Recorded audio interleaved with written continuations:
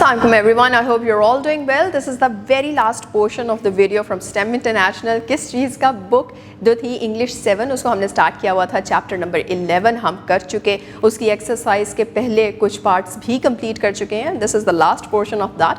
तो we are gonna dive into it. और दो पोर्शंस जो हमने इसमें कंप्लीट करने हैं, या दो पार्ट्स ऑफ दिस पोर्शन जो हमने कंप्लीट करने हैं. The first one is speaking, yes, और the other one is writing. तो स्पीकिंग के अंदर वी नो कि हमने डायलॉग को जो है वो प्रैक्टिस करना है, पहले तो पढ़ना है, फिर प्रैक्टिस करना है उसकी डिलीवरी, एंड लास्टली हमने खुद भी जो है वो डायलॉग क्रिएट करना सीखना है. And the last thing that we are gonna do is writing well. और इसमें भी अब हम क्या नया जो है वो राइटिंग टाइप देखने लगे हैं, तो आइए स्टार्ट करते हैं. Students, so in this video we are continuing with the go grammar part, और इसमें हम क्या स्टार्ट करने जा रहे हैं, कंपैरेटिव क्लॉजेस. कंपैरेटिव क्लॉज क्या होता है? Comparative clause is used to compare two people, things और ideas.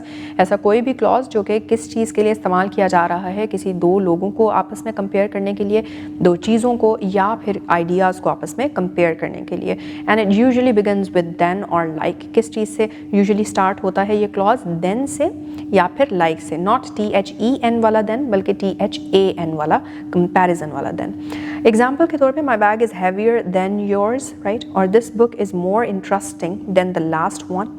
She runs faster than her brother. अब ये सारे में क्या है? My bag is heavier than yours में मेरा बैग जो है वो आपके बैग से भारी है. This book is more interesting than the last one. ये किताब पिछली किताब से ज़्यादा इंटरेस्टिंग है. She runs faster than her brother, वो अपने भाई से ज़्यादा तेज़ भागती है. Today is cooler than yesterday, आज कल की बनिस्बत ज़्यादा ठंड है. तो हम देख रहे हैं कि किसी भी दो चीज़ों, दो लोगों या फिर आइडियाज़ के दरमियान जो है वो कंट्रास्ट और कंपैरिजन किया जा रहा है. देयरफॉर देन और लाइक का इस्तेमाल किया जाएगा. यहाँ पे लाइक को नहीं इस्तेमाल किया, लेकिन आगे हम देखते हैं if we can use that. Complete the sentence using comparative clauses. क्या? My house is bigger dash his house. हम देख रहे हैं पिक्चर में भी हमें नज़र आ रहा है कंपैरिजन. तो my house is bigger than his house. This exercise is easier dash the previous one. This exercise is easier than the previous one. पिछली एक्सरसाइज से ज़्यादा आसान है. She speaks more politely dash her cousin. अपने cousin से ज़्यादा politely बात करती है, तो she speaks more politely than her cousin. Winter is colder dash summer. Winter जो है, सर्दियाँ जो हैं वो गर्मियों से ज़्यादा ठंडी होती हैं. Winter is colder than summer.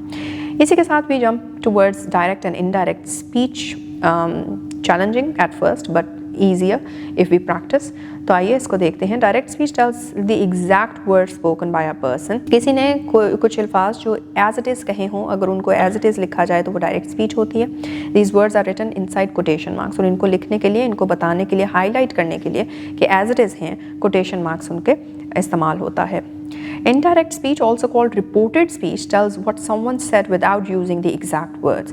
Indirect speech क्या होती है कि किसी ने क्या कहा था उसको उसी के अल्फाज में नहीं बल्कि different words में अगर बयान किया जा रहा है तो उसको indirect speech कहा जाता है, या फिर in other words उसको reported speech भी कह दिया जाता है.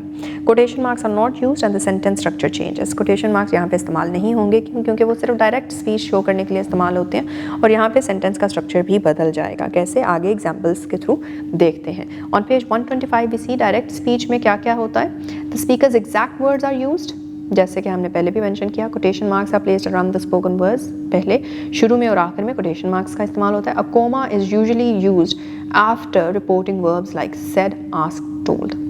समवन सेड, उसके बाद कोमा, और फिर उसके बाद कोटेशन मार्क्स में उसने एज इट इज़ क्या कहा था. ठीक है, या फिर कोटेशन मार्क्स में जिसने कुछ कहा था, सेड, कोमा, फिर सेड, जो भी जिसने वो कहा था. एग्जाम्पल, अली सेड, देख रहे हैं आप कोमा का इस्तेमाल है. I am ready for the test, जो कि कोटेशन मार्क्स में है. दूसरा, द टीचर सेड, कोमा है, कंप्लीट योर होमवर्क टुडे. ठीक है, एज इट इज़ वर्ड्स जो हैं वो कोट किए गए. Mother asked, comma, have you eaten your lunch. तो इसको भी हम देख रहे हैं. एक और जो इसमें इंपॉर्टेंट बात है देखने की, वो ये है कि जो लास्ट पंक्चुएशन मार्क इस्तेमाल हो रहा होता है इन सारे सेंटेंसेस में, इंटरोगेटिव में देख रहे हैं क्वेश्चन मार्क है, बाकियों में फुल स्टॉप है. तो कोटेशन मार्क हमेशा फुल स्टॉप के या फिर लास्ट या एंडिंग पंक्चुएशन मार्क के बाद ऐड होते हैं, उससे पहले ऐड नहीं होते. अच्छा, उसके बाद फिर हम आ जाते हैं इनडायरेक्ट स्पीच की तरफ. इनडायरेक्ट स्पीच में क्या क्या हो रहा है? Exact words are not repeated, ये हमने पहले भी जो है वो डिस्कस किया. Quotation marks are removed, quotation marks का इस्तेमाल नहीं हो रहा. Pronouns, tenses and time words often change. Pronouns बदल जाएंगे ऑफ कोर्स, क्योंकि अब रिपोर्ट कर रहे हो आप, किसी का कुछ कहा, थर्ड पर्सन जो है वो एक्सप्रेशन आ रहा है. टेंसेस भी चेंज हो जाते हैं, वक्त भी बीच में जो है जो ऐसे वर्ड्स जो कि वक्त को बता रहे हो तो वो भी चेंज हो जाते हैं. The reporting verb is usually in the past.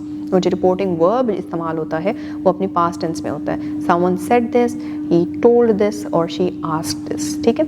Example के तौर पे हम देख लेते हैं. Ali said that he was ready for the test. तो इसमें इंपॉर्टेंट चीज़ ये देखनी है कि said, asked, told के बाद that का इस्तेमाल है. तो हम देख रहे हैं कि that का इस्तेमाल हो जाता है. The teacher said that they should complete their homework that day. Mother asked whether I had eaten my lunch. अब इसमें दैट नहीं है, लेकिन वेदर को यूज़ करते हुए हमने जो है उसको इनडायरेक्ट स्पीच में कन्वर्ट कर दिया. इसी तरह से डायरेक्ट को इनडायरेक्ट स्पीच में कन्वर्ट करने के लिए किस तरह से हम जो है वो कौन से रूल्स इस्तेमाल करते हैं उनको देख लेते हैं. अगर तो डायरेक्ट स्पीच आपकी प्रेजेंट सिंपल टेंस में है, जिस तरह आई प्ले क्रिकेट, तो उसको इनडायरेक्ट स्पीच में जब कन्वर्ट करेंगे तो पास्ट सिंपल में कन्वर्ट हो जाएगा. ही said that he played cricket. ऐसे ही प्रेजेंट कंटिन्यूअस होगा तो कन्वर्ट हो जाएगा इनडायरेक्ट में पास्ट कंटिन्यूअस में. तो हम देख रहे हैं कि प्रेजेंट टू पास्ट में बेसिकली कन्वर्जन आ रही है. जिस तरह से I am reading is present continuous, तो अगर इसको हम इनडायरेक्ट में कर रहे थे तो she said that she was reading. See, continuous रखा लेकिन पास्ट में. प्रेजेंट परफेक्ट भी पास्ट परफेक्ट में कन्वर्ट होगा. आई हैव फिनिश्ड कन्वर्ट हो रहा है he said that he had finished. ऐसे ही पास्ट सिंपल पास्ट परफेक्ट में कन्वर्ट हो जाता है. राइट, अगर आपके पास पहले ही पास्ट ही आ रहा हो तो पास्ट सिंपल किस में कन्वर्ट होगा? पास्ट परफेक्ट में. I went home, she said that she had gone home. ऐसे ही फ्यूचर सिंपल अगर होगा तो वो कंडीशनल सेंटेंस में कन्वर्ट होता है. मतलब फ्यूचर सिंपल में है I will do something, conditional कहेंगे तो कहते हैं I would have done something. Right, तो आई विल कॉल यू हमारे पास एग्जाम्पल है और वो कन्वर्ट होकर बनती है he said that he would call मी. ऐसे ही फ्यूचर कंटिन्यूअस अगर आपके पास डायरेक्ट स्पीच हो तो वो इनडायरेक्ट में कन्वर्ट होते हुए कंडीशनल कंटिन्यूअस में बन जाती है. आई विल बी स्टडीइंग किस में हो गया? She said that she would be studying. ठीक है, इजी. एक past simple past perfect, future simple conditional और फ्यूचर कंटिन्यूअस कंडीशनल कंटिन्यूअस जो है इसका याद रखना ज़्यादा इंपॉर्टेंट है. और बाकी is easy to remember. Present simple है तो पास्ट सिंपल हो जाएगा, प्रेजेंट कंटिन्यूअस है पास्ट कंटिन्यूअस हो जाएगा, प्रेजेंट परफेक्ट है तो पास्ट परफेक्ट हो जाएगा. इसी के साथ आइए देख लेते हैं changes in pronouns and time words किस तरह से होते हैं. जिस तरह डायरेक्ट स्पीच में आई या फिर वी का इस्तेमाल हो तो इनडायरेक्ट के अंदर ही शी या दे यूज़ हो जाता है इन्हीं की जगह. नाउ का इस्तेमाल हो डायरेक्ट में तो फिर इनडायरेक्ट में देन आ जाता है. टुडे हो रहा है यूज़ डायरेक्ट में तो इनडायरेक्ट में दैट डे आ जाएगा. इसी तरह से येस्टरडे अगर है तो द प्रीवियस डे हो जाएगा. टुमारो है तो द नेक्स्ट डे हो जाएगा. एग्जाम्पल्स भी देख लेते हैं अगले पेज पे. On page 126 we have some sentences. Example है Sarah said I am feeling tired, तो Sarah said that she was feeling tired. इसी तरह they said we are cleaning the classroom, तो they said that they were cleaning the classroom क्योंकि ये है past में. Ahmed said I will visit Karachi, Ahmed said that he would visit Karachi. अब ये future की बात हो रही है जो हमने कंडीशनल में कन्वर्ट कर दिया. He said I will go tomorrow, he said that he would go the next day. सही. अच्छा, इसमें हम टाइम वर्ड का भी देख रहे हैं कि किस तरह से चेंज हुआ है. इसी के साथ हम आ जाते हैं towards the last portion of this video, that is punctuation. Punctuation में आज हम क्या देखने जा रहे हैं? Quotation marks. कोटेशन मार्क्स क्या हैं? These are punctuation marks used to show the exact word spoken by a person in direct speech. जैसे हमने पहले भी देखा, डिस्कस किया. They are always used in pairs और रूल्स हैं कुछ इनको यूज़ करने के. Number 1, use quotation marks for exact speech as it is direct के लिए. Capitalise the first word inside quotation mark. अब जब कोटेशन मार्क के अंदर वाले सेंटेंस आप लिख रहे हैं, जो स्पीच लिख रहे हैं, उसका पहला लेटर हमेशा कैपिटलाइज करना है. Use a comma before the quotation if the reporting verb comes first. अगर रिपोर्टिंग वर्ब पहले आ रहा है, सेड आस्क्ड ये वो, तो कोमा कोटेशन मार्क्स के शुरू होने से पहले यूज़ होगा. अगर बाद में है तो फिर बाद में यूज़ होगा. एग्जाम्पल के तौर पे the doctor said comma drink plenty of water in quotation marks. Father asked comma where are you going quotation mark. She said comma quotation mark starts I can solve this problem and quotation mark ends. इस तरह से quotation marks इस्तेमाल होते हैं. और आप हर sentence में देख रहे हैं कि quotation marks के अंदर जो स्पीच है उसका फर्स्ट लेटर कैपिटलाइज किया गया है. We have 3 tasks for this video. वो क्या है? The task number 7, change the following sentences into indirect speech. He said I am late. He said he was late. The girl said I have lost my bag. The girl said that she had lost her bag. They said we will help you. They said that they would help me, right? Mother said clean your room. Mother said that mother asked me to clean my room. The teacher said the test starts tomorrow.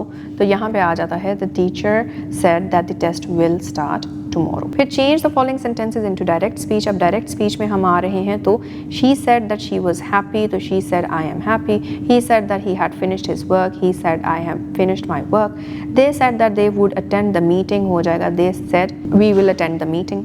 Ali said that he was learning English. Ali said he is learning English. इसी तरह से last task है rewrite the sentences correctly. Do not forget to use quotation marks. The teacher said, comma, quotation marks में complete the work neatly, full stop और quotation marks end और complete का C capital. Mother asked, have you done your homework? Mother asked के बाद comma आ जाएगा, quotation mark आएंगे, have का H capital, have you done your homework के बाद question mark और फिर quotation marks end. He said I will come back soon. He said, comma, quotation mark starts, I capital, I will come back soon के बाद full stop और quotation marks end. And now we are done with this too. So, yep, इसको बेहतर बनाने के लिए keep on practicing, keep on writing more, come up with anything that you want to share with anyone, your friend or even your parents or even your siblings. अपने बहन भाई के साथ भी जो है वो आप उनको भी लेटर लिख सकते हो. So keep on practicing that. मिलते हैं with the next chapter in another video. Till then, take care. Allah Hafiz.